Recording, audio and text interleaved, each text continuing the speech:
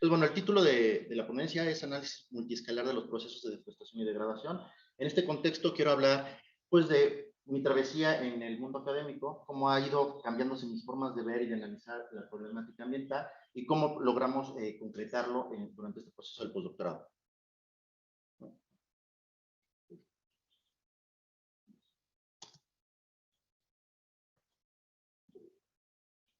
Ok. Quiero poner un poquito en contexto de la problemática y la situación que tenemos a nivel global. Los ecosistemas tropicales representan cerca del 45% de la cobertura terrestre, ¿no? De esto, cerca del 90% son especies silvestres, lo que pone de manifiesto la importancia de estos ecosistemas en un ámbito global. Sin embargo, esta problemática, bueno, esta cobertura se encuentra amenazada por diferentes factores. Se estima que cerca de 4.2 millones de kilómetros cuadrados fueron deforestados entre el año 2001 y 2008, donde el 98% de esta deforestación se encuentra en los bosques tropicales. Sin embargo, aunque se reconoce que las tasas de deforestación han venido reduciéndose, estas siguen siendo presentes. Entonces aquí hay una imagen en donde nos presenta la distribución de los bosques tropicales, bueno, de los bosques en forma general, donde se presenta en colores verdes el porcentaje del dosel de estas coberturas y en diferentes colores si hay deforestación o degradación, así como los procesos de regeneración. Aunque se conoce esto, también conocemos que existen otros procesos de degradación, en este caso los incendios. Se estima que el 84% de las emisiones de carbono por incendios se concentran en los bosques tropicales.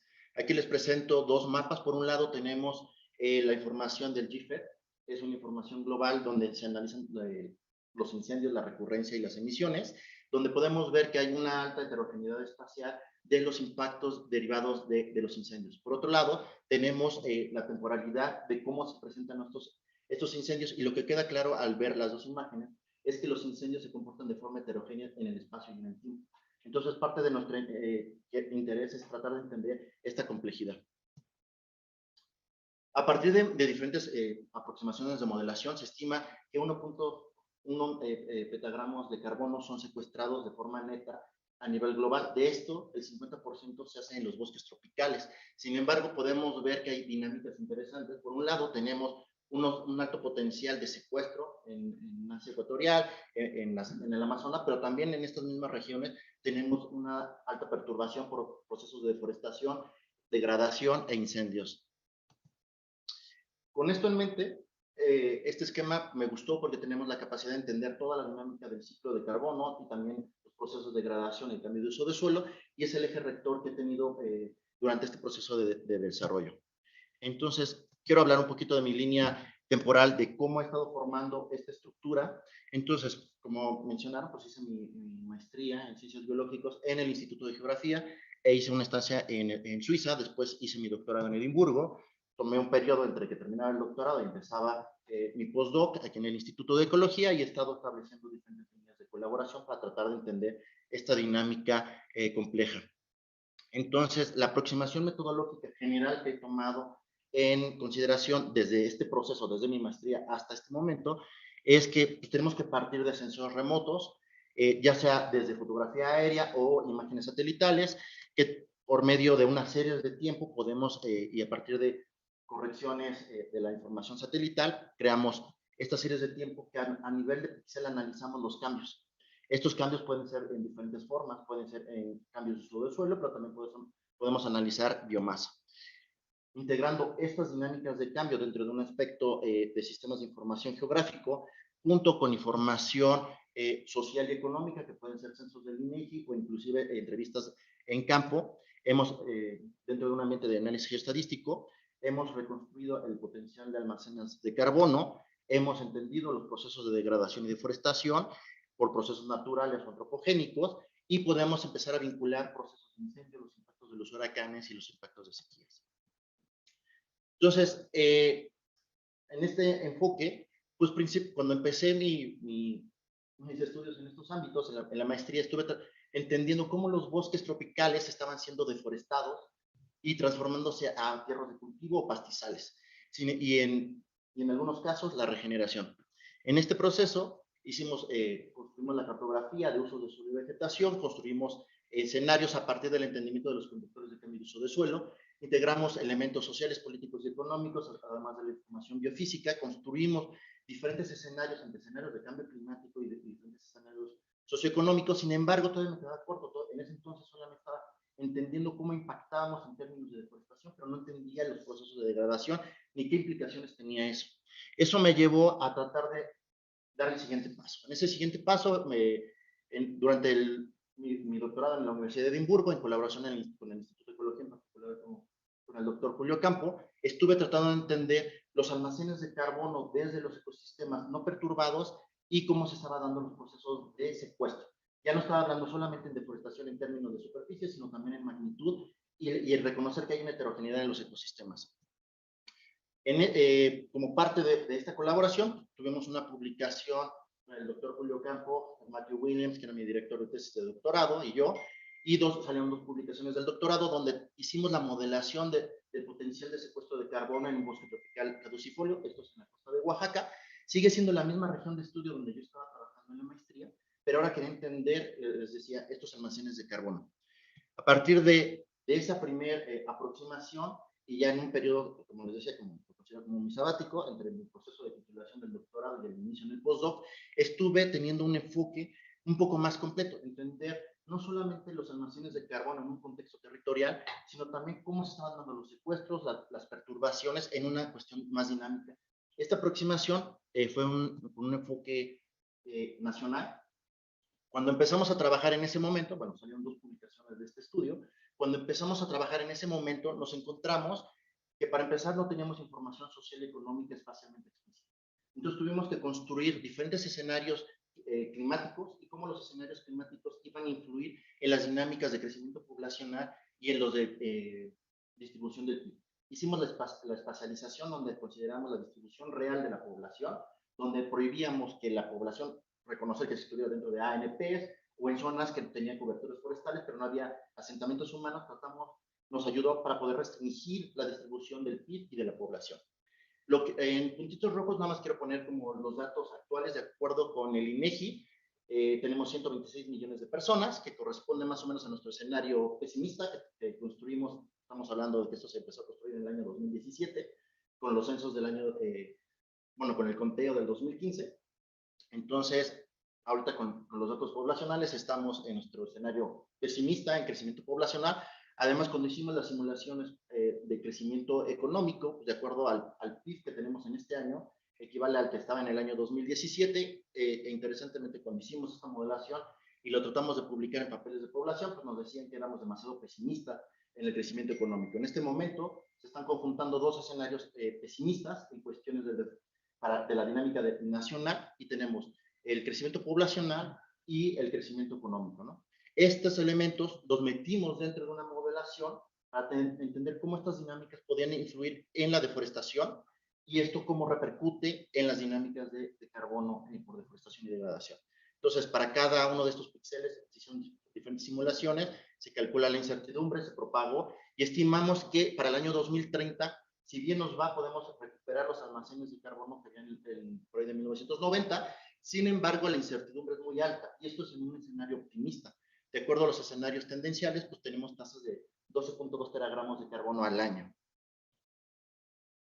Y en esto nos lleva a tratar de cerrar el ciclo de análisis. No solamente entender la deforestación y la degradación, sino también entender este otro factor, los fuegos. Entonces, aquí tuve dos aproximaciones. Por un lado, estábamos trabajando con el doctor Julio Campo todo lo relacionado con las metodologías para poder analizar los procesos de perturbación derivados de los incendios, tanto a nivel en México como a nivel pantropical, y por otro lado, para tratar de entender otros procesos que había a nivel local. Trabajé con otras líneas de colaboración y con esto podríamos ya entender todo el ciclo de perturbación, tanto en términos de carbono, no solamente de deforestación.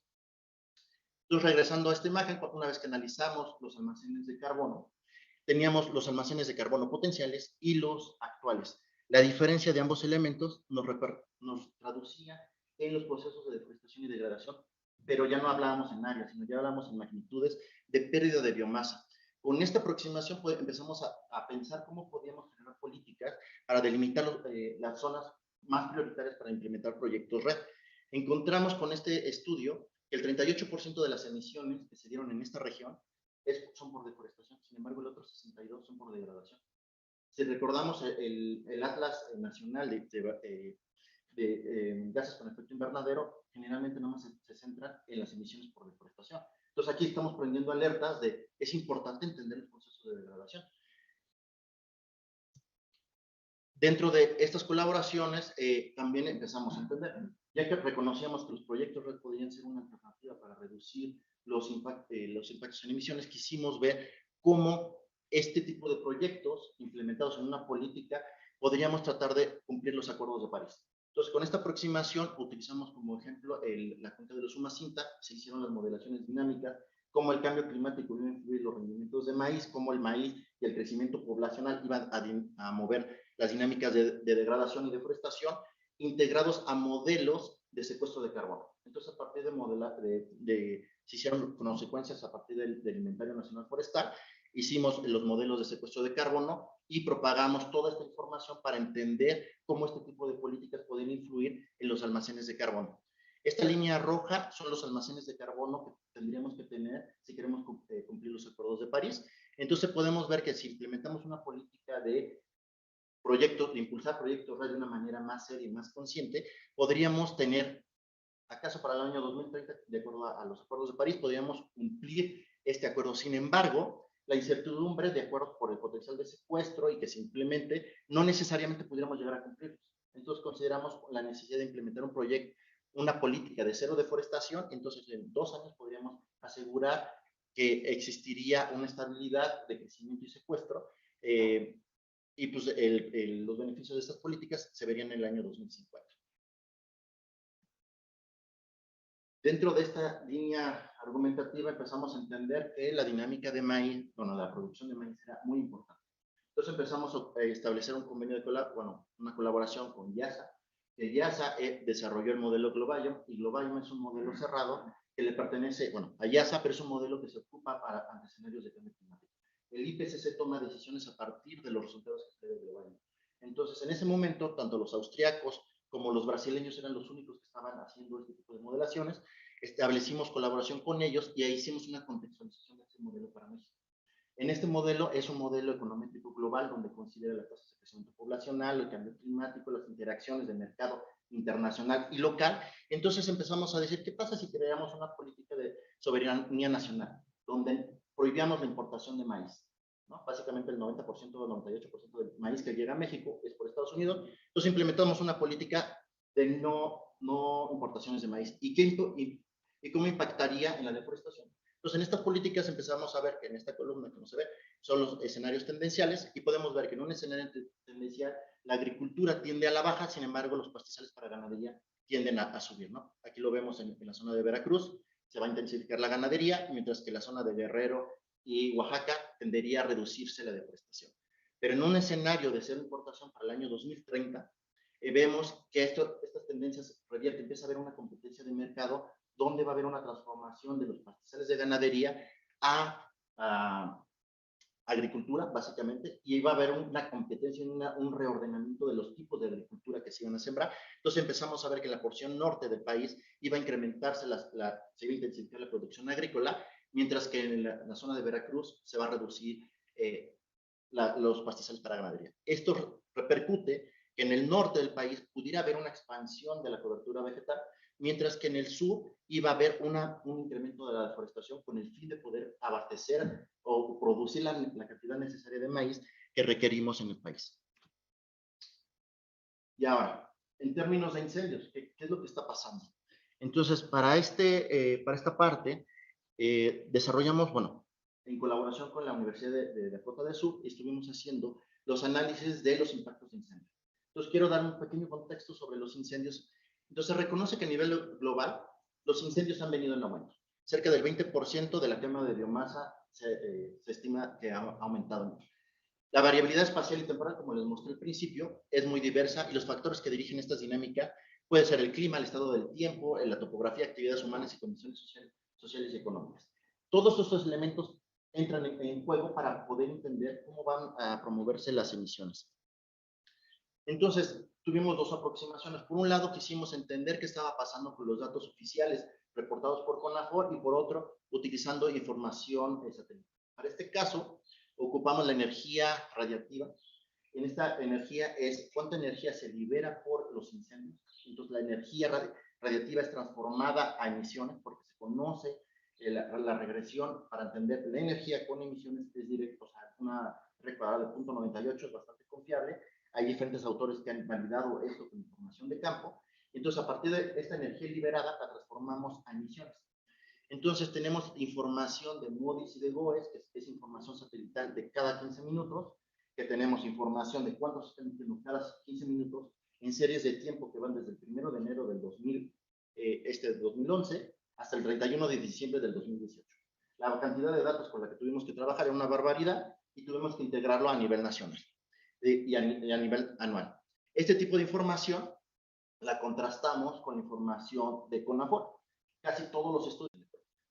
Y por sorpresa nos encontramos que la cantidad de incendios que se reportan en México comparados con satélites es cerca del 3%, ¿no? Y cuando traducimos la frecuencia de incendios en términos de emisiones, representan cerca del 10% de todas las emisiones que realmente están sucediendo. Si tomamos en consideración que, de acuerdo con el INEC, solamente el 2% de las emisiones nacionales corresponden a incendios, pues sí nos deja ver que hay una subestimación importante de las emisiones, ¿no? Y bueno, este artículo y esta investigación, que la voy a seguir desarrollando, pues, fue reconocida pues, como un ganador en primer lugar, aquí en el concurso que hubo en el PIB, como aportación del entendimiento de las dinámicas de emisiones a la atmósfera. Dentro de esta investigación encontramos que no solamente las magnitudes la frecuencia de incendios y la severidad de ellos estaba equivocada, sino, de acuerdo con CONAFOR, cerca del 60% de las emisiones y de los incendios se concentran en los bosques templados. Sin embargo, cuando nosotros hacemos los mismos análisis, encontramos que son los bosques tropicales, y en particular las selvas bajas, donde se concentran las mayores emisiones y la mayor frecuencia de incendios. Mientras que también las coberturas antropogénicas, básicamente por cambio de uso suelo para el establecimiento de tumbos de quema, y los pastizales para ganadería también son bastante frecuentes y sus emisiones también son importantes. Cuando analizamos esto a nivel espacial, podemos ver que casi todo el esfuerzo de monitoreo de incendios se encuentra en el eje neovolcánico, donde se encuentran los bosques templados, pero en nuestro estudio encontramos que es en la península de Yucatán. Y aquí es importante reconocer que los incendios en México están cuantificados de CONAFOR de forma visual y con visitas en campo. Si no hay una visita en campo y un reconocimiento visual del incendio, no queda registrado. Por lo tanto, las zonas que no tienen accesibilidad no son no quedan en el censo, por lo tanto no hay incendios. Mientras que con sensores remotos tenemos la capacidad de hacer un mapeo completo de toda la superficie terrestre. Dentro de esta misma línea de investigación, con una alumna de doctorado, igual del doctor Julio Campo, estamos entendiendo cómo viene la dinámica de estos incendios. Por un lado, encontramos que los incendios poco frecuentes, o sea, que son incendios que no se encuentran repetidamente en el mismo lugar, están influenciados por cuestiones climáticas y socioeconómicas de la misma manera. Sin embargo, en sitios donde los incendios son bastante recurrentes, están dominados principalmente por factores socioeconómicos. Básicamente estamos hablando con relaciones a las actividades agrícolas y pecuarias. Cuando tratamos de analizar cómo se distribuyen los incendios y cómo se comportan en los ecosistemas, aquí quiero resaltar los bosques tropicales. Los bosques tropicales están relacionados, la dinámica de incendios están relacionados por el acceso al agua y la temperatura, siendo los bosques tropicales secos principalmente dominados por la accesibilidad al agua. Ante escenarios que esperamos, escenarios de cambio climático, donde la temperatura va a aumentar entre un 30 y 40%, y la precipitación va a reducir, consideramos que los bosques tropicales van a ser más intensos. Y esto nos lleva a entender los procesos del Niño y la Niña. En este caso, evaluamos los números de incendios y de sus emisiones en periodos del Niño y en periodos de la Niña. Encontramos que mientras los periodos del Niño sean más intensos, hay un mayor número de eventos de emisiones y de incendios, mientras que el efecto de la Niña, aunque esperaríamos que hubiera una reducción de las emisiones y de la frecuencia de incendios, encontramos que hay un efecto desfasado de un año. Entonces, un año de la Niña que presenta o promueve mayor precipitación o reducciones de temperatura y no se favorecen los incendios, un año después se incrementa. Y empezamos a entender, bueno, ¿por qué producir esto. Entonces encontramos que básicamente durante el proceso de la niña hay más material combustible disponible para ser incendiado. Entonces eso promueve que un año después del evento de la niña, independientemente si hubo un niño o no, se promuevan los incendios. Y como les comentaba, a nivel nacional, se espera que la temperatura en un escenario tendencial aumente entre un 30 y 35% a nivel nacional, mientras que la precipitación, dependiendo en qué parte del país estemos, puede oscilar de una reducción del 5%, pero pudiera aumentar hasta un 5%. Entonces, con esto, tratamos de entender, bueno, entendemos que las selvas bajas van a ser los ecosistemas, bueno, los ecosistemas áridos y semiáridos van a tender a expandir su área de distribución, por lo tanto es importante conocer cómo van a ser susceptibles a los incendios. Esto nos dio pie a tratar de entender cómo estaban los impactos de los incendios a nivel pantropical.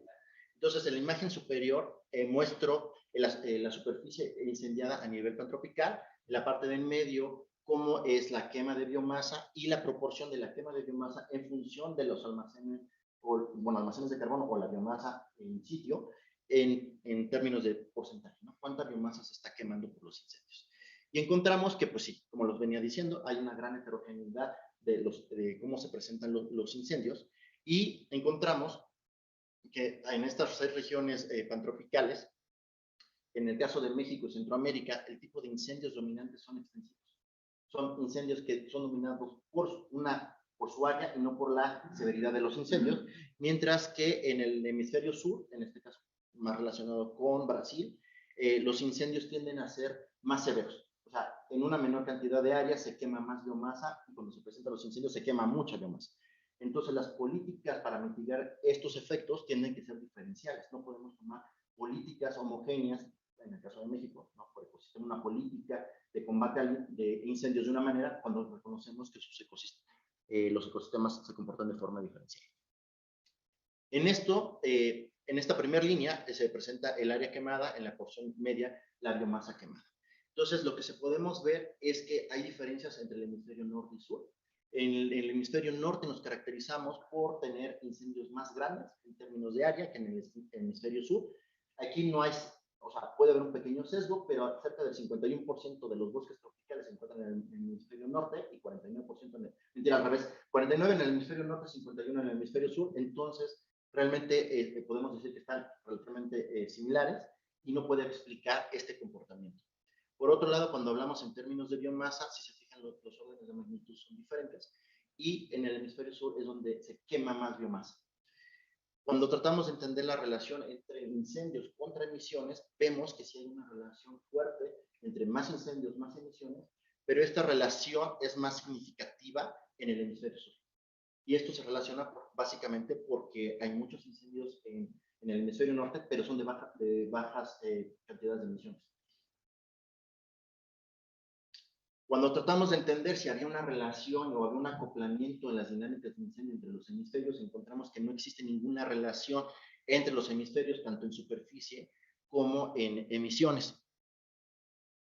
Entonces, pues, no encontramos esta relación y pues tratamos ahora de ver qué estaba dirigiendo los incendios, ¿no? en este nivel pantropical. Entonces encontramos que las áreas quemadas, de áreas pequeñas, estaban influenciadas básicamente por todos los factores sociales y ambientales, mientras que los incendios más extensos estaban relacionados principalmente por el acceso al agua, ¿no? Lugares donde había menos precipitación y donde tenían un estrés hídrico. Mientras que cuando hablamos de la biomasa quemada, de igual manera, zonas donde la biomasa quemada era poco importante, había cierta homogeneidad en todos los factores que dirigían estas dinámicas, pero los incendios de mayores magnitudes estaban relacionados primeramente por el acceso a la carga de combustible, en este caso los almacenes de carbono o biomasa forestal, posteriormente la accesibilidad al agua y finalmente la temperatura. Y quisimos entender, bueno, cuáles eran las implicaciones de los incendios en la conservación de la biodiversidad. En este contexto, utilizamos la información de las ecorregiones a nivel global, donde buscan sentar las bases de la conservación del 50% de la biodiversidad. En este contexto encontramos que las zonas pues más degradadas se caracterizan por tener incendios más grandes. En estas zonas degradadas es cuando apenas el recrecimiento o la propagación de las especies les cuesta trabajo, es dispersa, pero tenemos incendios que ocupan mucha superficie. Por lo tanto, dificulta la regeneración y esto limita la capacidad de promover la conservación de la biodiversidad. Por otro lado, en aquellas zonas donde tenemos alta concentración de biodiversidad y que podemos alcanzar el objetivo de conservar el 50% de la biodiversidad, los incendios son más severos. Por lo tanto, cuando llegan los incendios, vulnera la biodiversidad, porque son tan intensos que básicamente se pierde toda la biodiversidad de plantas con sus consecuencias en animales. Entonces, en pocas palabras, en esta travesía, encontré que la deforestación de los bosques tropicales en México contribuye hasta con el 80% de las emisiones totales al año por conceptos de deforestación y degradación. Las emisiones por incendios están subestimados a nivel, por lo menos en un orden de magnitud, y las emisiones por incendios representan entre 4 y a 11%, de 4 a 11 veces aquellas por deforestación, mientras que la extracción de leña es el doble de aquella deforestación. Los incendios representan el 19% del total nacional de CO2, no el 2% que tenemos cuantificado, y corresponde eso al 5% de todas las emisiones tropicales.